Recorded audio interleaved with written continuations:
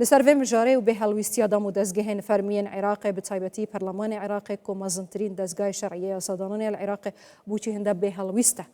beremberî van hêrişên ser Kurdistanê. Diktor Daner Abdulgafar gotebêjê fraksiyona partî li Perlemanê Iraqê ji Bexdayê mêvanê min e. Diktor Daner tu bi xêratiya Kurdistan 24 tefasîl heskem bizanim dihî li Perlemanê Iraqê çi rûyda. زۆر سپاس دیارە دانیشتنەی دوێنەی پەرلەمانی عێراق دوای ئەوە بوو کە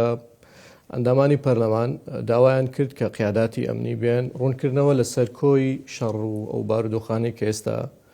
لەو منتیقەیە ڕوودەدا دوای شەڕی ئەمریکا ئیسرائیل لەگەڵ ئێران قیاداتی ئەمنی حاضر بوون بەڵام من بۆ ڕوونکردنەوەیەک ئەوان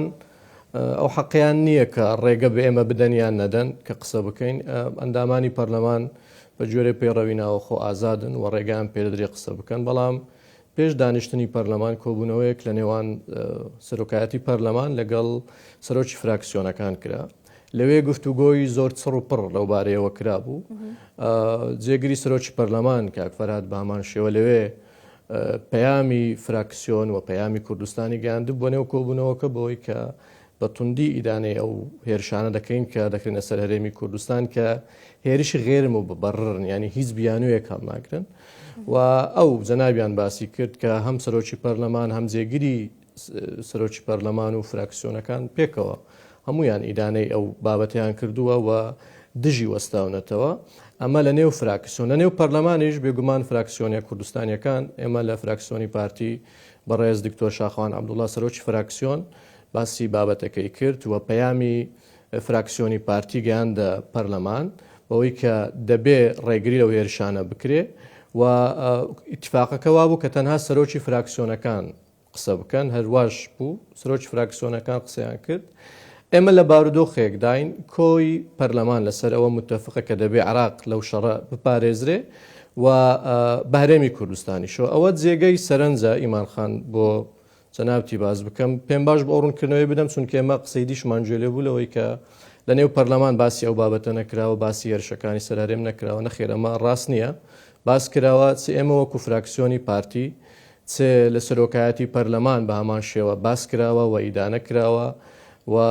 وەقفە و با بڵێن پاڵپشتی بۆ هەرێمی کوردستان دەربڕاوە بەڵام ئێوە دەزانن کە پەرلەمان جێتێکی تەشریعی ڕەقابیە مادیتن دروشمن بمريت أمريكا بمريت إسرائيل يعني أولان بشتافانيا خو بهرما كردستان لدجي فان هيرشان دروني وموشكي دربري كيبون أولان بزحمة نافي أبو مبيجة إما لبيت دوشت ليك جاب كينو إما خان وبارودوخي عراق لها موكس شاراوانية أواني كوتافيان دا بيشتريش مرون كرنو مان داوا وكويني شيعية وسر بە حزب شیعیەکانە بەڵام بارودۆخی عێراق سەرۆکایەتی پەرلەمان وای بە باشزانی هەم دانیشتنەکە بکرێتە نهێنی و هەمیش تەداروکی ئەو مەوزوعە بکرێ و با بڵێن دەرەنجامی خراپی لێ نەکەوێتەوە بۆیە لە نێو کۆبوونەوەی سەرۆکایەتی پەرلەمان لەگەڵ فراکسیۆنەکان ئەم بابەتە تەرەح کراوە و باس کراوە جێگری سەرۆکی پەرلەمان بەیان نامەی دەرکردووە و لە نێو پەرلەمانیش فراکسیۆنی پارتی بەیان نامەی توندی دەرکردووە و داوای لە حکوومەتی اتحادی کردووە کە بە واجبی خۆی هەڵبستێ واروەها پرسیاریش لە قیاداتی ئەمنی کراوە کە چیان کردووە بۆ ئەوەی ئەو هێرشانەی سەرهەرێمی کوردستان ڕابگیرێن جێگیری ئۆپەراسیۆنە هاوبەشەکان ئەوەی ڕاگەیان کە بە دوو شێواز هێرش دەکرێتە سەرهەرێمی کوردستان هێرشێک کۆمەڵێک هێرش کە بەعید المەدان لە دوورەوە دێن و بەشێکیشان لە نێو خۆی عێراق لە نزیکەوە هەڵدرێنە سەر شاری هەولێر و ڕاشی گەیان کە بەڕاستی منزومەی دیفاعی عراقی ئەو توانایە زۆرەی نییە کە بتوانێت بەرپەرچی هەموو ئەو هێرشانە بداتەوە بەڵام لەگەڵ ئەوەشدا ئێمە لە پەرلەمانی عێراق تەکید دەکەینەوە و مصر دەبین و داوا دەکەین کەوا حکوومەتی اتحادی بە ئەرچی دەستوری و قانونی خۆی هەڵبستێ و دەبێت ڕێگری لەوە بکات کە دەیانەوێت هەرێمی کوردستان ڕاکێشنە نێو شەڕ و ئەمڕۆ ڕۆژانە خەڵکی کوردستان بۆمبە باران دەکرێت و دڕۆنی ئاراستە دەکرێت بەبێ ئەوەی هەرێمی کوردستان نەبەشێکە لەو شەڕە نەخەتەرە لەسەر لایەنێک بۆیە دەبێ ئەمە ڕابگیرێ و چیتر سەبر و تەحملی هەرێمی کوردستان باشە چۆن ئەمە ڕادەگرێت دکتۆر دانەر ئەمە لە کاتێکدایە کە پێشتر هەواڵێک هەبووە بە فەرمانی سوودانی ئەو ناوچانەی کە هیچ هێزێکی ئەمنی تێدانە ئەم ناوچانە پڕ بکرێنەوە تا ئەم گروپانە نەتوانن ئەم ناوچانە بەکار بهێنن بۆ هێرشکردنەوەی سەرهەرێمی کوردستان. ئایا هیچ هەنگاوێکی پراکتیکی لەم بارەوە هاتیە هاوێتن؟ ئەگەر جەنابتان متابعەتان کردبێ دوێنێ سەرۆک وەزیرانی عراق محەممەد شیع سوودانی خۆی بەیان نامێکی دەرکردووە ئەو گروپانەی کەوا هێرش دەکەنە سەر سەفارەتی ئەمریکی و شوێنەکانی دیکە بە تیرۆریست ناوی بردوون بە لە یاسا بەدەر ناوی ینی ئەمە کێشەیەکە بۆ حکوومەتی عراقیش نایاساینا بە تیرۆریستیش ناوی هێنان ئیمان خان کەواتە حکوومەتی عراقی دەوێ لەزمی ئەو فەسائلانە بکە کە لە دەرەوەی دەوڵەتن لە دەرەوەی دەسەڵاتی دەوڵەتن بەڵام ئەمە مبەڕر نییە دەبێت دەوڵات دەبێت حکوومەتی اتحادی بە واجباتی خۆی هەڵبستێت چونکە ئەوانە هەم شوێنیان دیارە هەم ڕەنگە ناسراویش بن و خۆ ناکرێ ئاوا هەموو لایەک تەماشای بکەین و هەرێمی کوردستان ڕۆژانە خەڵکی ئێمە شەهید ببێتە قوربانی و حکوومەتی اتحادی بەو شێوەیە بێدەنگ بێ و خەمسار دوێ و دەبێت بەڕوونی بیعلانی بکەن بۆ خەڵکی کوردستان بۆ خەڵکی عراق ئەوە ڕوون بکەنەوە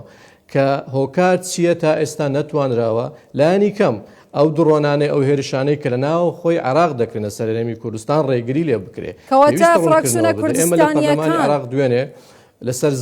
فراکسیۆنە کوردستانیەکان لە پەرلەمانی عێراق بە فەرمی ئەو داواتان لە حکوومەتی عێراق کردووە کە هەڵوێستیان هەبێ ڕێگری بکەن بێگومان ئێمە بەڵێ دوێنێ سەرۆکی سوپا سالاری عراق لە دانیشتنەکە بوو و زیاتر لە 12 قیاداتی دیکەی ئەمنیش لە دانیشتنەکە بوون هەموو بەشی زۆری فراکسیۆنەکان و بە تایبەتیش ئێمە دکتۆر شاخەوان سەرۆکی فراکسیۆن ڕوونکردنەوەی تەواوی لەسەر بارودۆخەکەدا و پەیامی هەرێمی کوردستان و فراکسیۆنی پارتی گەیاندە قیاداتی ئەمنی و ئێمە داوامان لێکردن کەەوە هەرچی زووە ئیجراعات بکرێ وەچی دیکە ڕێگەن نەدرێتەوە هەرێمی کوردستان بەو شێوازە بەو دڕندانەیە خەڵکەکەی ڕۆژانە بەردرۆن و بەرسەواریق بکرێ بۆ لە بەرامبەردا هەرێمی کوردستان تەنها پەیامی وەنی من بۆ ئەوەش باز بکەم ئیمان خان لە کۆبنەوەی پەرلەمان سەرزاری سەرۆکی پەرلەمان ئەندامانی دیکەی پەرلەمان باس لەو پەیامە گرنگ و ئاشتی خوازانەی هەرێمی کوردستان و قیاداتی هەرێمی کوردستان کرا کە دەیانەوێت عراق بپارێزرێ و هەرێمی کوردستان نەبێتە بەشێک لەو شەڕانە ئەمانە هەمووی بە مەواقفی گرنگ و مشەرف نامێنران بەڵام ئێمە لە بەرامبەر داوای ئەومان کرد مادام ئەمە تێدەگەن ئەو تێگەیشتنە هەیە و دەزانن کە نیەت هەرێمی کوردستانسیە خۆ ناکرێ بەو شێوازش مامەڵەمان لەگەڵ کەواتە بە کورتی و مختصری دکتۆر دانەر ئایا لە عێراق هیچ هێزێک هەیە بتوانێت کۆنتڕۆل لەسەر ئەم گروپە چەکدارانە تیرۆریستیانە بکە کە چی دیکە هێرش نەکە لەسەر هەرێمی کوردستان جەنابەت دەبینی یعنی هیچ ناوچەیەک بەدەر نییە لەم هێرشانە ئەوە تا دوو شەهیدمان هەیە چەند کەسێکمان بریندار هەیە ماڵی خەڵکی سڤیل ترۆمبیلی سڤیل هەمویان دەکەنە ئارمانج بەڕاستی هیچ ماڵێک نییە لەم کوردستانە هەستی بەم درۆن و موشەکانە نەکردبێ هیچ ماڵێک نییە ترسی لە ناو نەبێ سەرڕای ئەوەی کە هەرێمی کوردستان بە بەردەوامی ئەوڕوکە جەنابی سەرۆک بارزانیش ئەفەرموو کە هەرێمی کوردستان بەشێک نییە لەم شەڕە ئێمە بە بەردەوامی داوای ئاشتی دەکەین ئێمە نابینە هەڕشە و ترس لەبوو نابینە هێرش لەبوو سەر هیچ وڵاتێکی جیران کەواتە نابێت چی دیکە ئەم گروپانە بەردەوام بن لەسەر هێرشکردنی سەرهەرێمی کوردستان و چی دیکە ئەمە قبول کراو نییە کەواتە دەکرێت بڵێن هێزێک هەیە سەروی ئەم هێزانە لە عێراق بتوانێتن ئەم گروپە تیرۆریستیانە کۆنتڕۆل بکات ئیمان خان ئێمە کێشەی هێز لە دەرەوەی دەوڵەت کێشەیەکی کۆنی دەوڵەتی عێراق و بەردەوام باس کراوە و بێگومان کۆمەڵێک هێزان لە دەرەوەی دەوڵەتن و سەرشیان هەیە بەبێ ئەوەی دەوڵەت سەرپەرشتیان بکەو لەژێر کۆنتڕۆلی دەوڵەتدا بن ئەمە ڕوونە بووە هەموو کەسێکیش ئاشکرایە بەڵام دەوڵەت وا ئیدارە نادرێ بەڕاستی و بە گوێرەی دەستور دەبێت دەوڵەت یەک سوپای هەبێ ناکرێت لە دەرەوەی ئەو سوپایە کۆمەڵێک خەڵکو و کۆمەڵێک سەکداری دیە بن کارەش لەسەر خەڵکی عراق و بە هەرێمی کوردستانیشەوە دروست بکەن ئەنی ئێمە بە پێی مادەی نۆی دەستوری عراقی دەبێت تەوازن لە مۆساتی عسکەری هەبێ ئێمە دوێنێ 12 قیاداتی عسکەریمان دیت لە پەرلەمان یەک کوردی تێدا نەبوو ئێمە لە دەرەنجامی جێبەجێنەکردنی دەستور و جێبەجێکردنی دەستور بە شێوەی ئینتیقائی و ئەتیباتی و تامیشکردنی لایەنەکانی دیکە ینی بارودۆخی عراق بەرەو مەئالات و دەرەنجامی خراپتر دەبا بۆیە پێویستە حکوومەتی اتحادی کە ئێستا تەصریف ئەعمالە و حکوومەتەی کە ڕەنگە لە داهاتوو دروست دەکرێت پێویستە بەڕاستی چە کۆ بکاتەوە لە دەستی دەوڵەت ئەمە مەطلەبێکی دەولیشە لە عراق دەکرێت و عراقی تووشی کێشەی گەورە کردو ئێستا یەکێک لە کێشەکانی گەورەی عراق ئەوەیە کە ناتوانێت کۆنتترۆلی ئەو هێزانە بک کە لە دەرەوەی دەوڵەتدان بۆ خودی عراق بووە بەڕاستی بە کێشەیەکی گەورە ئێمە دووپاتی دەکەینەوە و لە پەرلەمانیش ئەوەمان گوت کە ناکرێت چیری سەبر و تەحملی هەرێمی کوردستان دووپات بکرێتەوە و کە هەرێمی کوردستان دان بەخۆدا دەگرێ و چاوەڕێ دەکا ناوێ بستە نێو شەڕێک کە شەڕی ئەو نییە بەڵام ئەومانای ئەوە نییە کەەوە خەڵکی کوردستان و هەرێمی کوردستان لاواز و ناتوانێت بەرگری لە خۆی شاراوە نیە کە خەڵکی کوردستان خودایی هەیە و جەنابی سەرۆکی هەیە و ئیرادە و هێزی خەڵکی کوردستانیش لە خلالی جەنابی سەرۆک کە ئەمڕۆ پەیامەکانی شڕون بندیار دەبێت. گەلێک سپاس دکتۆر دانەر عەبدولغەفار گوتەبێژە فراکسیۆنا پارتی لە پەرلەمانی عێراق زۆر سپاس.